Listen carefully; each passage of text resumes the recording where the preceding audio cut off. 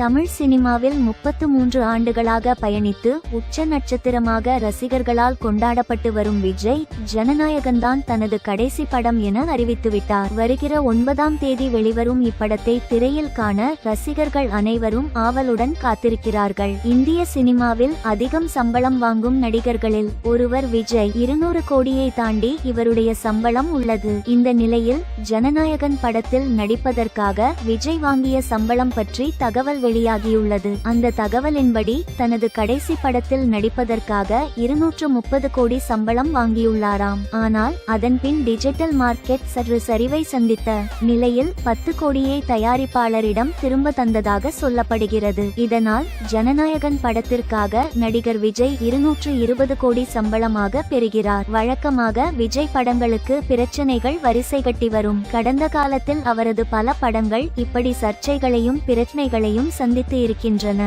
தற்போது விஜயின் கடைசி படம் என அறிவிக்கப்பட்டு இருக்கும் ஜனநாயகன் படமும் அதில் விதிவிலக்காக இருக்கப்போவதில்லை என தெரிகிறது. படத்தை முழுமையாக முடித்து சென்சாருக்கு கடந்த மாதமே அனுப்பிவிட்டனர். படத்தை பார்த்த சென்சார் குழுவினர் படத்தில் சில கட் சொல்லி இருக்கின்றனர். மாற்றங்களை செய்து படத்தினை மீண்டும் சென்சார் போர்டுக்கு அனுப்பிவிட்ட நிலையில் இன்னும் சென்சார் சான்றிதழை வழங்காமல் இருக்கின்றனர். ரிலீஸுக்கு இன்னும் 3 நாட்கள் மட்டுமே இருக்கும் நிலையில் நீதிமன்றத்தை நாட ஜனநாயகன் தயாரிப்பாளர் பரிசீலித்து வருவதாக தகவல் வெளியாகி இருக்கிறது. சென்சார் சான்றிதழ் கிடைக்காத காரணத்தால் இன்னும் டிக்கெட் முன்பதிவு கூட தொடங்கவில்லை என்பது குறிப்பிடத்தக்கது.